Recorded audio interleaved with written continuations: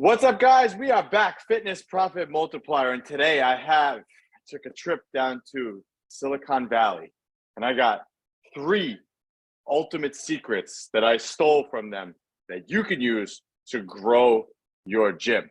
Silicon Valley is a place that businesses boom. They get started there and they shoot to the moon. So we want the same thing for you. Yeah, or they fail. One or the other. Most of the time they do well, or they fail. So it could be either way. Who knows? Jimmy totally messed up my intro for this because I wanted to say that we want your business to boom.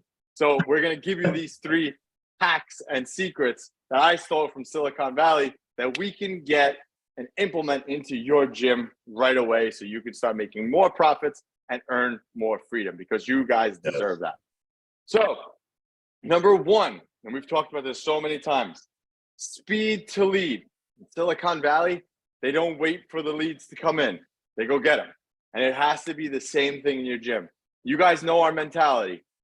Clients either buy or they die. Stolen right from the Wolf of Wall Street, right?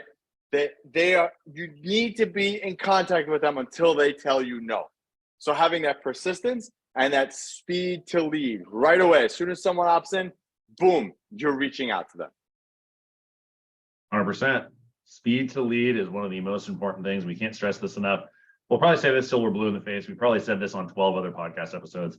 But if you get to your lead within 5 minutes of them filling out a form, your ability to connect with that lead increases by 9,000% in comparison to getting to them within 24 hours.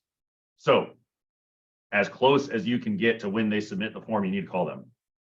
I can't tell you how many times we have leads that come through and my staff is a little bit slow and then they don't get them on the phone or they don't get them scheduled, whatever. We had a prime example of a woman who came in last night to our facility. My manager told one of our trainers, who is our dialer, who dials all of our leads. She's walking out of the office to go to one of her appointments to close another client. And she says, "Hey, call this lead." And he goes, "I don't have an email notification for this lead." And she goes, "The email notification hasn't hit your inbox yet, but this person just came through our CRM. Call them. Look at the CRM. She's in there." And so this was before the automation had a chance to deploy the email to my staff to call a lead. My manager was already on top of it and had our dialer dial that lead. And he didn't even know that we had the lead in the system until he logged in to our CRM. That's how fast we got to that lead. And just so you guys know, that lead was scheduled the next day, immediately, came in and signed up for a $700 a month training package. It's like the value of speed to lead is so important. And if you can get to them even before your autoresponder can tell you that you have them, awesome. Now, you can't expect your staff to just be on the CRM all day staring at it, but that's the importance you have to instill in your staff, that it is that important to get to your leads fast. And it was so cool to see that my staff were on top of it. And we want that for you guys too. Yeah, and there's a couple of things that you could do, right? Automation is one of those things. You know, we've talked about this again 100 times, but setting up a simple automation when someone opts in on your website or through a Facebook ad or through Instagram or whatever, having a Zapier set up to notify you and go to a lead sheet. A very simple automation. I think Zapier is like $20 a month. And it instantly notifies your staff, your gym line, whatever you have in place. Hey, lead came in, call. Very simple. Dial. Now, guys, we're gonna kind of spin this because you're probably thinking, well, you know, they're gonna think that it's creepy or it's annoying. So if you were reaching out to a business to have something that you're trying to call, I don't know, maybe you had to get your car serviced. So you call the car dealership, try to get your car serviced. Call, no response. All right, I'll call later. They're probably busy. Pick up the phone, call again, no response. Now you're starting to get annoyed, right? Start to look for another car dealer. Call another car place to service it. Call the car service. They don't answer. Hang up. Call another one. They answer, give you kind of like, yeah, we're kind of busy. Why don't you just swing by and blah, blah, blah. Now you're starting to get annoyed, right? You called 3 other places. Maybe you left voicemails. Maybe you sent text. Maybe you did something and they're not even responding to you. And you're like, how do I get my car serviced? I'm trying to give people money and they don't accept it. This happens all the time. I was looking for a landscaper and I reached out to probably 3 different landscapers and I have yet to hear back from them. Yet. So you do not want to be that business because it pisses people off. And think about it. How many times have you been on the receiving end? I'm pissed off. I'm like, I'm not buying a lawnmower to go do my lawn. So I got to find somebody to come and do my lawn, but it's like so annoying that I can't get anybody. So you guys need to think of it that way from the client's point of view. Wow, this gym answered right away and the person on the phone was great. I'm going to go talk to them. That's what gets them to sign up, is that you were very responsive, and you got them in and convinced them. They were hot to buy. You got to take the money while they're hot. Yep. And the additional problem with this is when we look at digital advertising and we look at that landscape of how people are being presented with marketing messages, once they opt in for your fitness page, they're getting other fitness-based advertising. It's the way the internet works. It's tagged them, it's cookied them, whatever I don't know the internet terms, but we're just meatheads over here. But you got now competition because they're being presented with other advertising, because they're now tagged as somebody that is interested in filling out forms for fitness businesses. So the faster you get to them, the better it's going to be. I can't tell you how many times in the beginning we've had people like, oh, well, I'm going with another program. Like, how are you going with another program? You just applied to our program. It's because they get pelted with messages. So the faster you can get to them, the faster you can get them in for an appointment, the better, because then you can cut out the competition, at least in a digital advertising space. So it's just important. Yep. All right. Number 2, second secret I stole from Silicon Valley. Hire fast. No, so what? I said the whole thing wrong. Fire fast, hire slow. And key. You want to on-ramp new trainers slowly.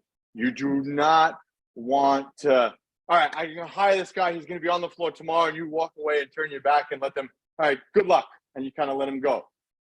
Bad news. That is a recipe for disaster in your business. You need to hire them slow. A 90-day on-ramp, 90 days. And I don't let the new trainers work on the floor by themselves at least until the 6-week mark. Yep. 6 weeks that they've been with me. I mean, I thought about this so many times. I should probably try to get them up to speed in 2 weeks. And if I have to, I have to. That's a little bit of a different scenario. But I want to take my time hiring them because I want to make sure they understand the system. I want to make sure the clients respect them and understand this. This is what happens every time when you bring a new trainer on. You guys can all relate to this. The new trainer works on the floor and everybody's like, who's the new guy? Who's the new person? Who's the new girl? They talk about the new person. And inevitably you have the new person. I don't like the new person. Where's the old person? The new person's not the same. They don't coach me this way. And you're going to get that for the first at least month that person's on there. It takes at least 6 weeks for the people in the facility, your clients, to understand and respect and get to know and like the new person. So why would you throw them in there after 1 week? No good recipe for disaster. And you have to fire fast. I had a trainer. He messaged me and he was working with us and he messaged me and said, hey, I got offered another job, blah, blah, blah. I'll give you 2 weeks. I'm like, no need. You're done. Just bring the key back tomorrow. Cut the tie right away.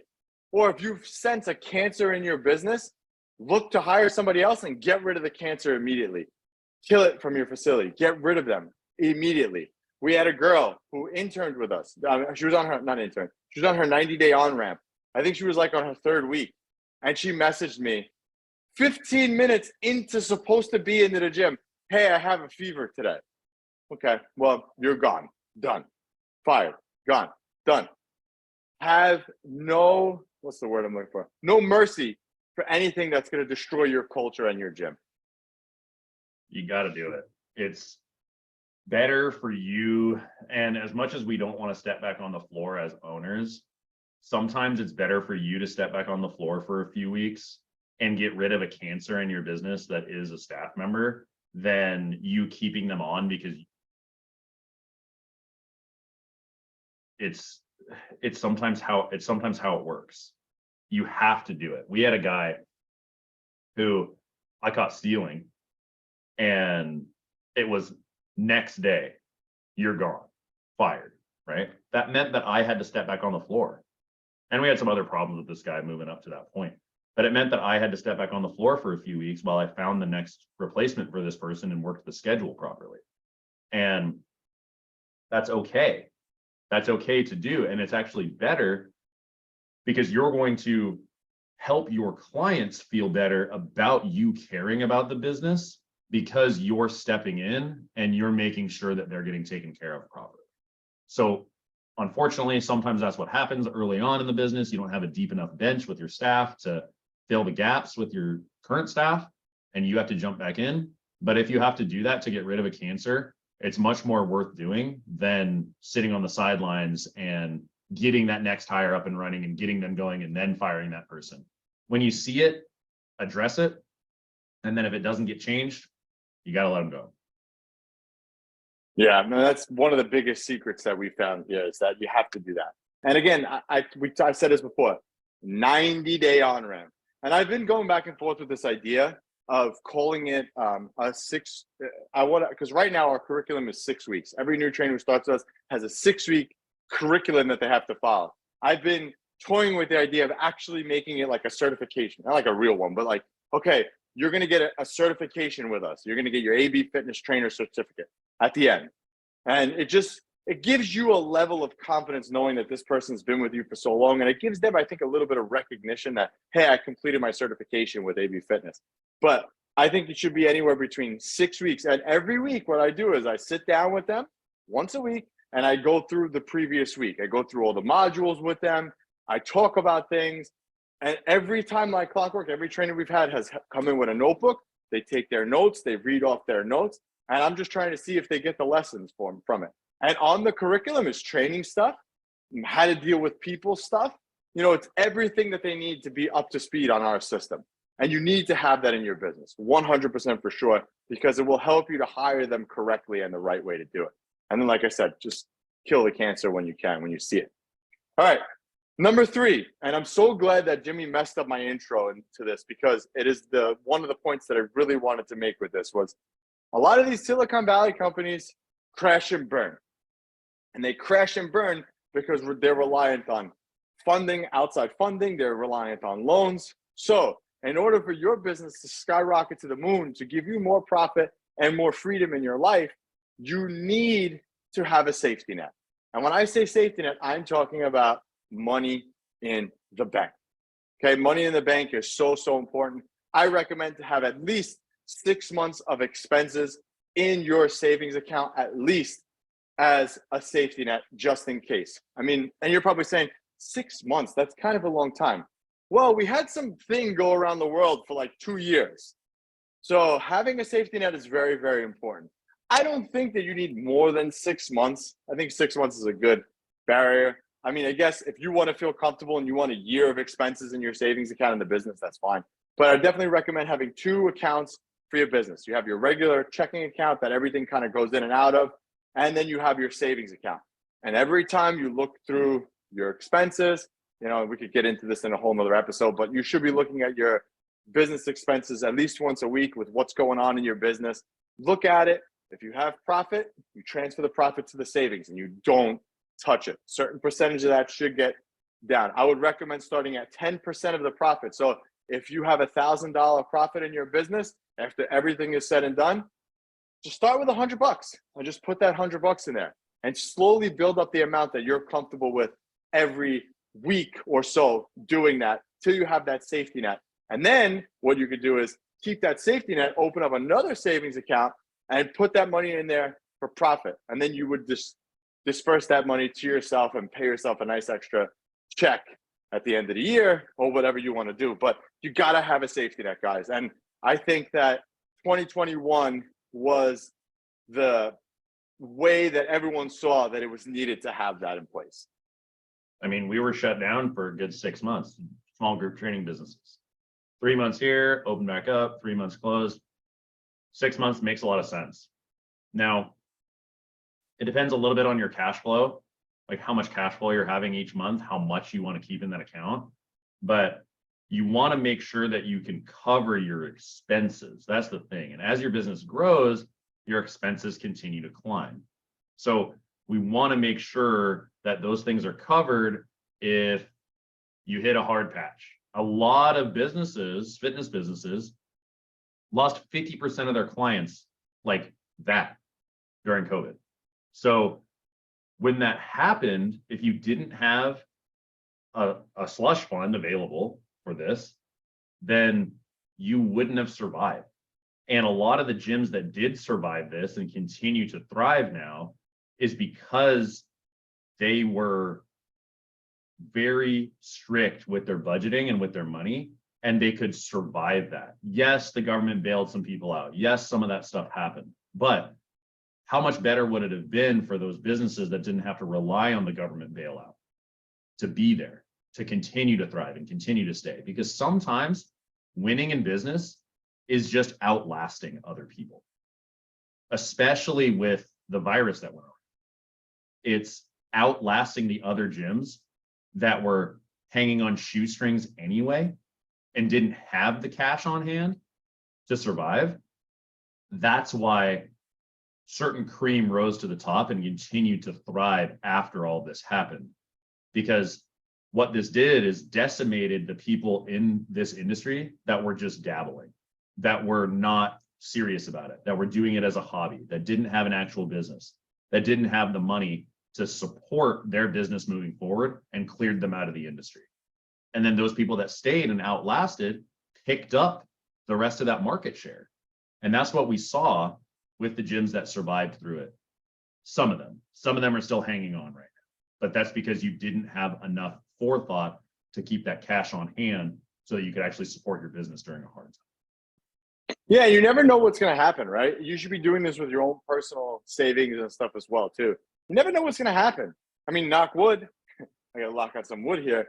You know, I have a house, I have a mortgage. I mean, what happens if something happened and I had to replace the roof? I mean, yes, you have insurance for a reason. I get it. But you want to me, I could put my head on my pillow at night knowing, all right, I can get through some of these things if something happens. You know, and you never know. You never know. So to summarize the 3 secrets that I stole from Silicon Valley: 1, speed to lead. 2, fire fast, hire slow, onboard them. 3, have that safety net. So if you guys enjoyed any of this, you know what to do. Leave us a review, hit that follow button. And until next time, Anthony and Jimmy, Fitness Profit Multiplier, we are out.